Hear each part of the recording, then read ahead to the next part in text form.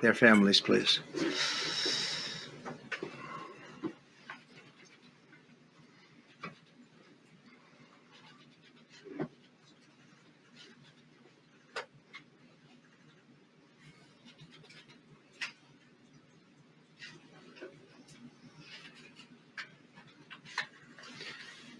Thank you very much.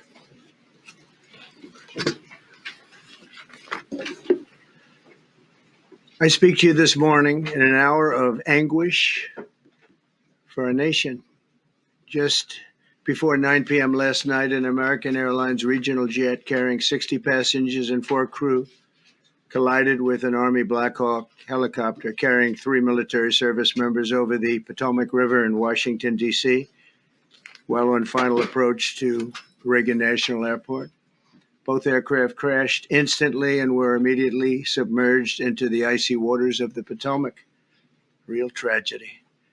The massive search and rescue mission was underway throughout the night, leveraging every asset at our disposal. And I have to say, the local, state, federal, military, including the United States Coast Guard in particular, they've done a phenomenal job. So quick, so fast. It was mobilized immediately. The work has now shifted to a recovery mission. Sadly, there are no survivors. This was a dark and excruciating night in our nation's capital and in our nation's history, and a tragedy of terrible proportions. As one nation, we grieve for every precious soul that has been taken from us so suddenly. And we are a country of we are in mourning. This is really shaken a lot of people, including people, very sadly, from other nations who were on the flight. For the family members back in Wichita, Kansas, here in Washington, D.C., and throughout the United States and in Russia, we have a Russia contingent, some very talented people, unfortunately, were on that plane. Very, very, very sorry about that. Whose loved ones were aboard the passenger jet. We can only begin to imagine the agony that you're all feeling. Nothing worse. On behalf of the First Lady, myself, and 340 million Americans, our hearts are shattered alongside yours, and our prayers are with you now and in the days to come. We'll be working very, very diligently in the days to come. We're here for you to wipe away the tears and to offer you our devotion, our love, and our support. There's great support. In moments like this, the differences between Americans fade to nothing compared to the bonds of affection and loyalty that unite us all, both as Americans and even as nations. We are one family, and today we are all heartbroken. We're all searching for answers. That icy Potomac, it was a cold, cold night, cold water. We're all overcome with the grief for many who have so tragically perished, will no longer be with us. Together we take solace in the knowledge that their journey ended not in the cold waters of the Potomac, but in the warm embrace of a loving God. We do not know what led to this crash, but we have some very strong opinions and ideas, and I think we'll probably state those opinions now. Because over the years, I've watched as things like this happen, and they say, well, we're always investigating. And then the investigation, 3 years later, they announce it. We think we have some pretty good ideas. But we'll find out how this disaster occurred, and we'll ensure that nothing like this ever happens again. The FAA and the NTSB and the U.S. military will be carrying out a systematic and comprehensive investigation. Our new Secretary of Transportation, Sean Duffy, his second day on the job when that happened. It's a rough one. We'll be working tirelessly. He's a great gentleman. The whole group these are great people, and they are working tirelessly to figure out exactly what happened. We will state certain opinions, however. I'm also immediately appointing an acting commissioner to the FAA, Christopher Rocheleau, a 22-year veteran of the agency, highly respected. Christopher, thank you very much. Appreciate it. We must have only the highest standards for those who work in our aviation system. I changed the Obama standards from very mediocre at best to extraordinary. You remember that. Only the highest aptitude, they have to be the highest intellect and psychologically superior people were allowed to qualify for air traffic controllers. That was not so prior to getting there. When I arrived in 2016, I made that change very early on because I always felt this was a job that, and other jobs too, but this was a job that had to be superior intelligence. And we didn't really have that, and we had it. And then when I left office and Biden took over, he changed them back to lower than ever before. I put safety first. Obama, Biden, and the Democrats put policy first. And they put politics at a level that nobody's ever seen, because this was the lowest level. Their policy was horrible, and their politics was even worse. So as you know, last week, long before the crash, I signed an executive order restoring our highest standards for air traffic controllers and other important jobs throughout the country. So it was very interesting. About a week ago, almost upon entering office, I signed something last week that was an executive order, very powerful, on restoring the highest standards of air traffic controllers and others, by the way. Then my administration will set the highest possible bar for aviation safety. We have to have our smartest people. It doesn't matter what they look like, how they speak, who they are. It matters intellect, talent, the word talent. They have to be talented, naturally talented geniuses. You can't have regular people doing that job. They won't be able to do it. But we'll restore faith in American air travel. I'll have more to say about that. I do want to point out that various articles that appeared prior to my entering office, and here's one. The FAA's diversity push includes focus on hiring people with severe intellectual and psychiatric disabilities. That is amazing. And then it says FAA says people with severe disabilities are most underrepresented segment of the workforce, and they want them in, and they want them, they can be air traffic controllers. I don't think so. This was in January 14th, so that was a week before I entered office. They put a big push to put diversity into the FAA's program. Then another article, the Federal Aviation Administration. This was before I got to office, recently, second term. The FAA is actively recruiting workers who suffer severe intellectual disabilities, psychiatric problems, and other mental and physical conditions under a diversity and inclusion hiring initiative spelled out on the agency's website. Can you imagine? These are people that are, I mean, actually, their lives are shortened because of the stress that they have. Brilliant people have to be in those positions, and their lives are actually shortened, very substantially shortened, because of the stress, where you have many, many planes coming into one target, and you need a very special talent and a very special genius to be able to do it. Targeted disabilities are those disabilities that the federal government, as a matter of policy, has identified for special emphasis in recruitment and hiring.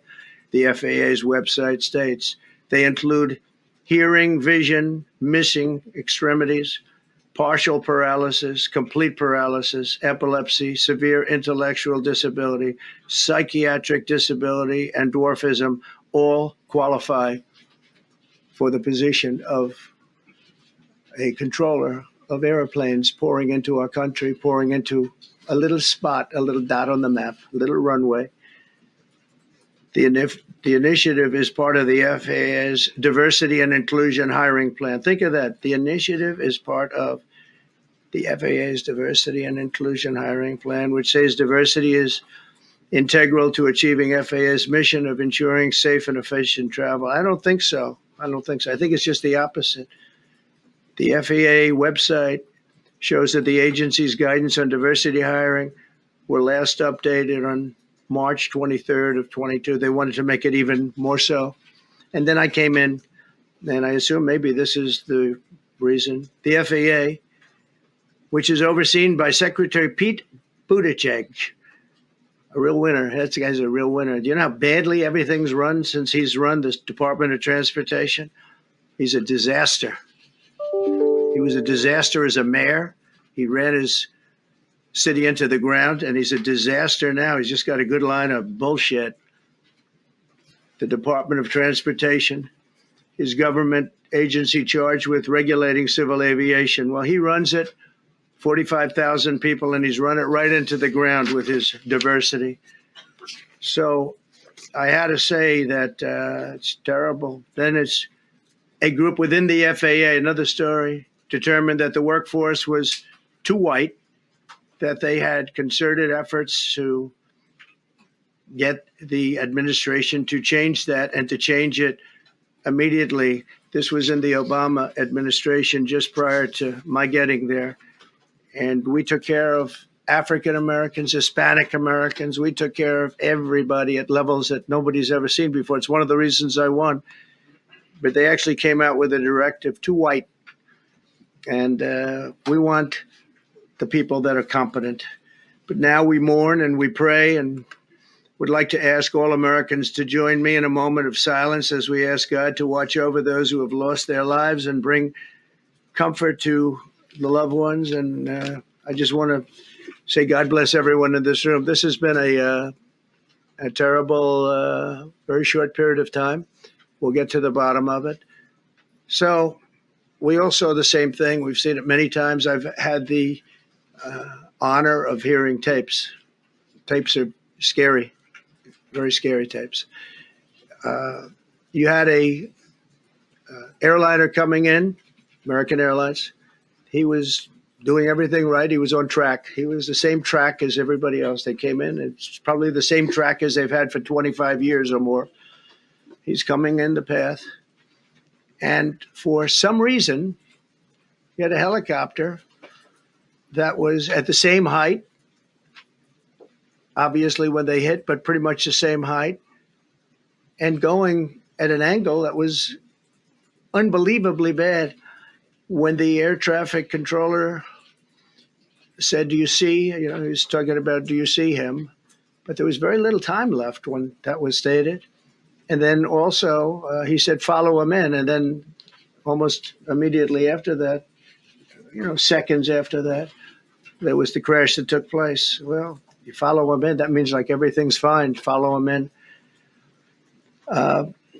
You had a pilot problem from the standpoint of the helicopter. I mean, because it was visual. It was a very clear night. It was cold, but clear, and clear as you could be. The American Airlines plane had lights blazing. They had all of their landing lights on. I could see it from the Kennedy Center tape. We had a tape up on the Kennedy Center. That seems to be the primary thus far. I'm sure we'll see other tapes because it's such an area where there are a lot of cameras looking up into the air, into space. So we'll probably see many other shots of it before too much time goes by. But we had a situation where you had a helicopter that had the ability to stop. I have helicopters. You can stop a helicopter very quickly. It had the ability to go up or down. It had the ability to turn. And the turn it made was not the correct turn, obviously. And it did somewhat the opposite of what it was told. We don't know that would have been the difference because the timing was so tight. It was so little. There was so little time to think. But what you did have is you had vision. The helicopter had vision of the plane because you had vision of it all the way, perfect vision of it all the way from at Kennedy Center where the tape was taken. And for some reason, there weren't adjustments made. Again, you could have slowed down the helicopter substantially. You could have stopped the helicopter. You could have gone up. You could have gone down. You could have gone straight up, straight down. You could have turned. You could have done a million different maneuvers. For some reason, it just kept going and then made a slight turn at the very end. And by that time, it was too late. They shouldn't have been at the same height because if it was at the same height, you could have gone under it or over it. And nobody realized, or they didn't say that it's at the same height. At the same height, still wouldn't have been great, but you would have missed it by quite a bit. Could have been 1,000 feet higher. It could have been 200 feet lower, but it was exactly at the same height, and somebody should have been able to point that out. So all of this is going to be studied, but it just seems to me, from a couple of words that I like to use, the words common sense, some really bad things happened, and some things happened that shouldn't have happened. So you had a helicopter going in an identical direction. You had a helicopter that was at the exact same height as somebody going in essentially the opposite direction. You had a plane that was following a track, which is a track that every other plane followed. And I don't imagine, I know I've heard today that they might have been following the preceding plane, which was pretty close, but not that close, the preceding plane. But you wouldn't have even been able to see that because of the direction that the helicopter was coming in at. So you had a confluence of bad decisions that were made. And you have people that lost their lives, violently lost their lives. We're going to take a few questions. I'd like to ask our new Secretary of Transportation to say a few words. Sean Duffy, great gentleman, just started. It's not your fault, and I know you agree with me very strongly on intellect and even psychological well-being of the air traffic control. It's such an important position, and I think I can't emphasize stronger. I changed it when I first ran in 2016. I changed it. We had the highest standard that you could have. And then they changed it back. That was Biden, to a standard I read it to you. That was from one of your papers. One of the people in this room actually wrote that. And then I changed it back a few days ago. And unfortunately, that was, we'll see. We don't know that necessarily it's even the controller's fault. But one thing we do know, there was a lot of vision, and people should have been able to see that, at what point do you stop? At what point do you say, wow, that plane's getting a little bit close? So this is a tragedy that should not have happened. Please, Sean. Thank you, Mr. President. And I would just note the President's leadership has been remarkable during this crisis. We've had a whole of government response, local, state, federal. And when you see that kind of cooperation, it begins with the leadership in this body. So thank you for that, Mr. President. You make our jobs a lot easier. You made an important point that when we deal with safety, we can only accept the best and the brightest in positions of safety that impact the lives of our loved ones, our family members. And I think you make a really important point on that, Mr. President. That is the motto of your presidency: the best and the brightest, the most intelligent coming into these spaces. I want to take a moment and extend my condolences to the families of the loved ones.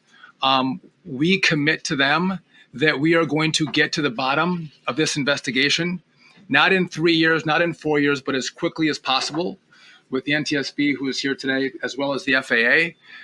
What happened yesterday shouldn't have happened. It should not have happened. And when Americans take off in airplanes, they should expect to land at their destination. That didn't happen yesterday. That's unacceptable. And so we will not accept excuses. We will not accept passing the buck.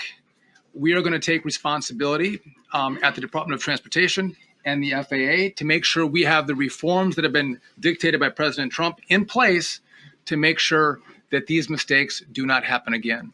And again, I want to thank you for your leadership, Mr. President, and I appreciate the confidence you placed in me. Thank you. Pete would like to say something. Well, thank you, Mr. President. Again, I want to echo what the Transportation Secretary said about your leadership. From the moment we found out about this, we were in contact with the White House trying to determine exactly what happened. I would echo it as well. No excuses. We're going to get to the bottom of this. We first and foremost, from the Defense Department, want to pass our condolences to the 64 souls and their families that were affected by this. Never should happen. And certainly the 3 service members, the 3 soldiers, a young captain, Staff Sergeant and CW2, Chief Warrant Officer, on a routine annual retraining of night flights on a standard corridor for a continuity of government mission. The military does dangerous things. It does routine things on the regular basis. Tragically, last night, a mistake was made. And I think the president is right. There was some sort of an elevation issue that we have immediately begun investigating at the DOD and Army level. Army CID is on the ground investigating. Top tier aviation assets inside the DOD are investigating, sir, to get to the bottom of it so that it does not happen again, because it's absolutely unacceptable. But I want to echo what the Transportation Secretary and you, Mr. President, said, because it pertains to the DOD as well. We will have the best and brightest in every position possible. As you said in your inaugural, it is colorblind and merit-based. The best leaders possible, whether it's flying Blackhawks and flying airplanes, leading platoons, or in government. The era of DEI is gone at the Defense Department, and we need the best and brightest, whether it's in our air traffic control, or whether it's in our generals, or whether it's throughout government. So thank you for your leadership and courage on that, sir, and we'll stand by you on it. Thank you. Very much. JD, please.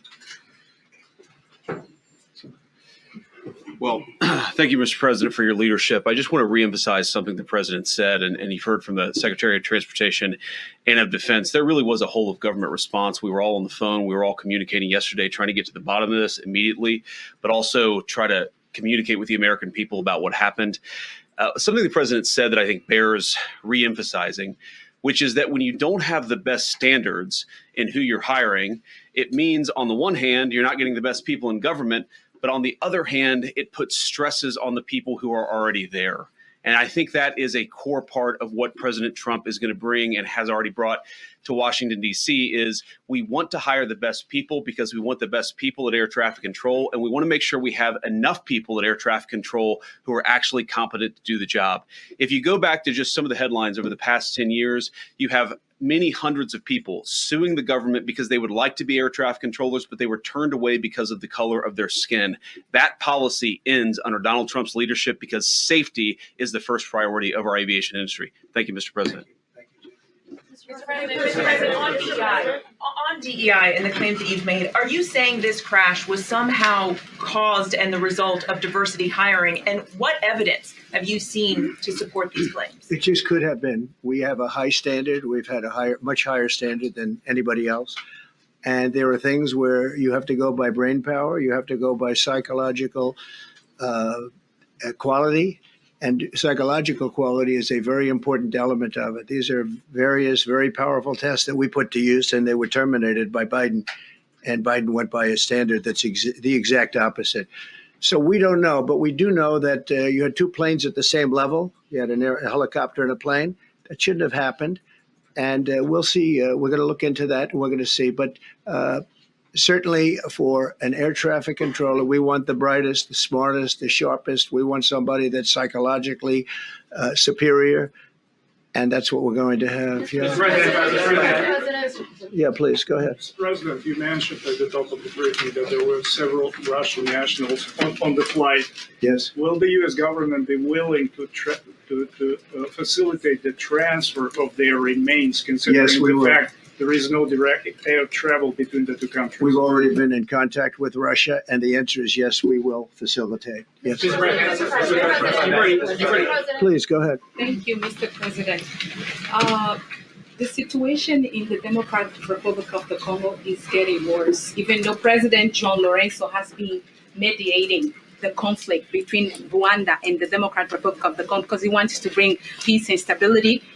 The situation is really bad right now. I want to hear from Ms. President if you have any plan in the future to bring peace in the Democratic Republic of the Congo. You're asking me a question about Rwanda, and it is a very serious problem. I agree, but I don't think it's appropriate right now to talk about it. But it is a very serious problem. Mr. President, we don't even yet know the names of the 67 people who were killed, and you are blaming Democrats and DEI policies and air traffic control and seemingly the member of the U.S. military who was flying that Black Hawk helicopter. Don't you think you're getting ahead of the investigation right now? No, I don't think so at all. I don't think were the names of the people. You mean the names of the people that are on the plane? You think that's going to make a difference? Does it comfort their families? They are a group of people that have lost their lives. If you want a list of the names, we can give you that. We'll be giving that very soon. We're in coordination with American Airlines. We're in coordination very strongly, obviously, with the military. But I think that's not a very smart question. But are you I'm blaming, surprised coming from are you. you blaming Please. Thank you. Please. Thank you, President Trump. Thank you for being here. Based on your analysis so far, do you have a sense of who was at fault? If it was the plane, the helicopter, air traffic control, and can you assure people that it is safe to fly in and out of D.C.? Well, I've given you the analysis, and the analysis was it was based on vision. You had a lot of people that saw what was happening. You had some people that knew what was happening. There was some warnings, but the warnings were given very, very late. Those warnings were given very late. It was almost as they were given. A few seconds later, there was a crash. It should have been brought up earlier. But the people in the helicopter should have seen where they were going. I can't imagine people with 20/20 vision not seeing, what's happening up there. Again, they shouldn't have been at the same height. You're going in reverse directions or sideways directions. Obviously, you want to be at different heights. I see it all the time when I'm flying. You have planes going in the opposite. They're always lower. We're higher. So if somehow there's a screw up, there's not going to be a tragedy. It'll be close, but there's never going to be a tragedy if you're at a different elevation. For whatever reason, they were at the same elevation. And also, from the American Airlines standard, he's along the track that every plane is along. You say, what was the helicopter doing in that track? It's very sad. But visually, somebody should have been able to see and taken that helicopter out of play, and they should have been at a different height. Thank you, sir. You mentioned the Russians that were on board that plane. What other nationalities were on board that passenger? There were a couple of others. We're going to be announcing it in about an hour. We have some very specific information. We're calling the countries. We've spoken to most of them, but there were some other countries represented. Have you spoken to President Putin? I have not, no. Mr. President, on your executive order, Not about this. on your executive order, you've already issued an executive order you say will restore aviation safety. Right. This crash happened after that. Was the executive order successful, and what more needs to change to keep people safe? Well, we issued it 3 days ago, and we're in the process of making those changes. This is something that should have been done a long time ago. Actually, my original order should have never been changed, and I think maybe you wouldn't have had this problem. Maybe. Yeah, please, go ahead. Yes, thank you. We see like everyday life that very often those diversity hires cause sometimes issues, as you just mentioned. So what plan do you have? Are we going to see some fire? Are you going to fire some of those diversity hire in the federal government? What plan do you have? I would say the answer is yes. If we find that people aren't mentally competent, you see the language. The language is put out by them. And if you see that, I'm not going to bore you by reading it again, but these are not people that should be doing this particular job. They'd be very good for certain jobs, but not people that should be doing this particular job. Mr. President, you have today blamed the diversity elements, but then told us that you weren't sure that the controllers made any mistake. You then said perhaps the helicopter pilots were the ones who made the mistake. It's all under investigation. I understand that. That's why I'm trying to figure out how you can come to the conclusion right now that diversity had something to do with this crash. Because I have common sense, okay? And unfortunately, a lot of people don't. We want brilliant people doing this. This is a major chess game at the highest level. When you have 60 planes coming in during a short period of time, and they're all coming in different directions, and you're dealing with very high-level computer work and very complex computers. And one of the other things I will tell you is that the systems that were built, I was going to rebuild the entire system, and then we had an election that didn't turn out the way it should have. But they didn't build the systems properly. They spent a lot of money renovating a system, spending much more money than they would have spent if they bought a new system for air traffic controllers, meaning the computerized systems. There are certain companies that do a very good job. They didn't use those companies. They used companies that should not have been doing it. No, I think it's very important to understand that for some jobs. And not only this, but air traffic controllers, they have to be at the highest level of genius. Okay. I want to ask you about the ice skaters in a moment because the U.S. Ice Skating Committee was affected. But first, if I can, the cited FAA text that you read is real. But the implication that this policy is new or that it stems from efforts that began under President Biden or the Transportation Secretary Pete Buttigieg is demonstrably false. It's been on the FAA's website. That, you? No, it's on the website, the FAA's website. It was there in 2013. It was there for the entirety. What I read. It was there for the entirety of your administration too. So my question is, why didn't you change the policy during your first administration? I did change it. I changed the Obama policy, and we had a very good policy. And then Biden came in and he changed it. And then when I came in 3 days ago, I signed a new order bringing it to the highest level of intelligence. Okay. It was on the website. Please. Quiet. Thank you, welcome back to the. I'm sorry. You mentioned that a vision was probably the problem that was at issue in this crash. There's been some reports that one of the pilots in the helicopter may have been using night vision equipment. Was there any? I heard indication? that. We don't know. We're going to know that pretty soon. It may change your view plane if you do have the night vision. So it's very possible that could have happened. That would be maybe a reason why you wouldn't actually see as well as on a clear night. You can see sometimes better without it. Had a couple of more. Mr. President, is it helpful to have your Secretary of Transportation confirmed, and does this intensify your interest in getting other nominees confirmed quickly? Go to what?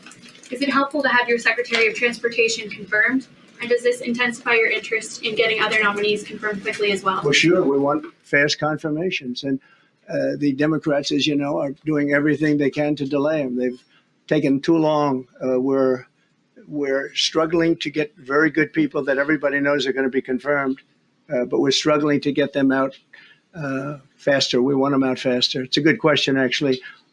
We've been pushing Sean. Everyone knows Sean for a long time. He got many, many Democrat votes, but they want to take as long as they can. They ask questions like some of the questions that Peter would ask that were totally irrelevant and not very good questions, but they want to just keep it going. They want to keep it going as long as possible. I was very honored, actually, that you got so many Democrat votes. That was really good. That was really good. When I try to meet with the families, and second question, is it your impression that military training was done during that time? The what? The training that the helicopter was involved in. Is it anything you can tell us about You that? don't know. These are the things that will come up with the investigation. You don't know. But the helicopter obviously was in the wrong place at the wrong time, and a tragedy occurred. Please. Thank you, Mr. President. I've got a question about the. No, go ahead, please. Thank you, Mr. President. You've been critical of the current regulations, and you've called for big reforms at FAA. I'm curious, sir. I made the reforms, actually. What is your message? 3 days ago, I made them. Yes, sir. What is your message then to the American public in the weeks and months ahead? Should they feel hesitant to fly? And if you could clarify perhaps something that the Defense Secretary said when he said that this helicopter was on a continuity of government mission? I don't know what that refers to, but they were practicing. They do that. They call it practicing, and they were. And that's something that should be done. It's only continuity in the sense that we want to have very good people, and that has to be in continuity, and that's what they refer to. But it was basically practice, and it was a practice that worked out very, very badly. Okay.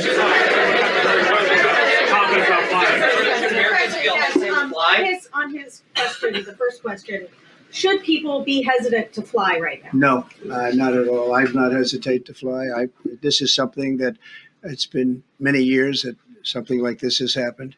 And the collision is just something that we don't expect ever to happen again. We are going to have the highest level people. We've already hired some of the people that you've already hired for that position long before we knew about this. I mean, long before. From the time I came in, we started going out and getting the best people because I said it's not appropriate what they're doing. I think it's a tremendous mistake. You know, they like to do things and they like to take them too far. And this is sometimes what ends up happening. Now, with that, I'm not blaming the controller.